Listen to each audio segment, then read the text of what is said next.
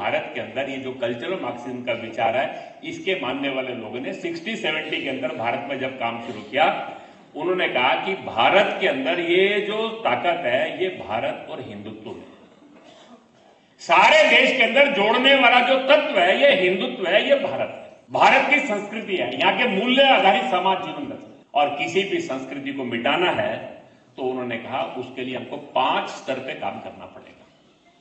बहुत डिटेलिंग में आता, उसमें नहीं जाऊंगा, लेकिन केवल बातें बताऊंगा। पहली बात है चैलेंजिंग द हेगेमनीज। हर समय आप इस वर्चस्व को चुनौती दो। वो कहता है कि संस्कृति क्या होती है, ये रिलीजन में होती है, ये ट्रेडिशंस में होती है, ये कल्चर में होती है, ये वैल्यूज में होती है।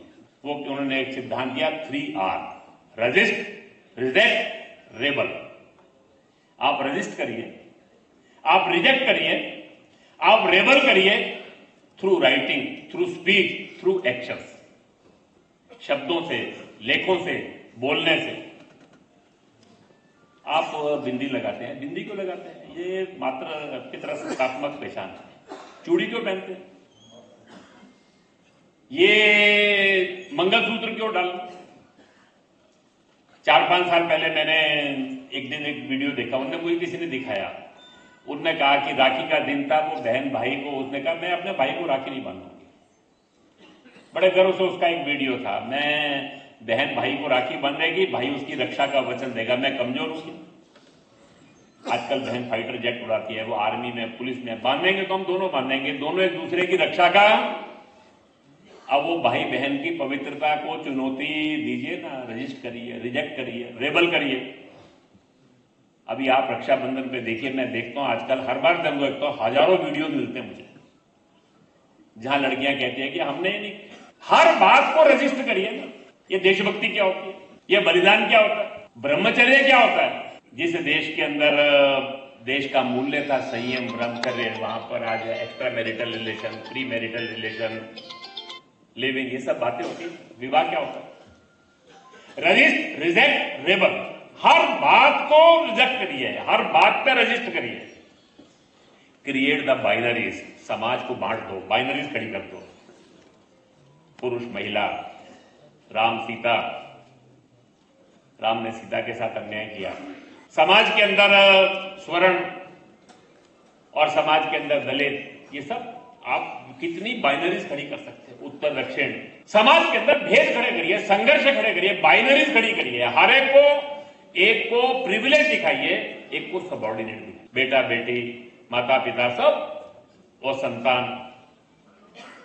कभी कभी चलता है ना, बच्चे कहते हैं कि हमारे निर्णय हम करेंगे, आपने अपनी जिंदगी जी लिया। समाज के अंदर कितनी बाइनरीज को खड़ा कर सकते हैं सारे उसमें से।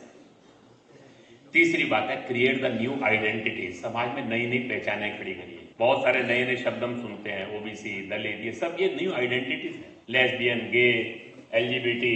समाज में नई पहचानें खड़ी कर सकते हैं और उसको मूल विचार के विपरीत खड़ा कर दीजिए। समाज जीवन के अंदर गुण, सरना, भील, सब तरह तरह की समाज की पहचानों को हम खड़ा कर सकते हैं क्या समाज के अंदर।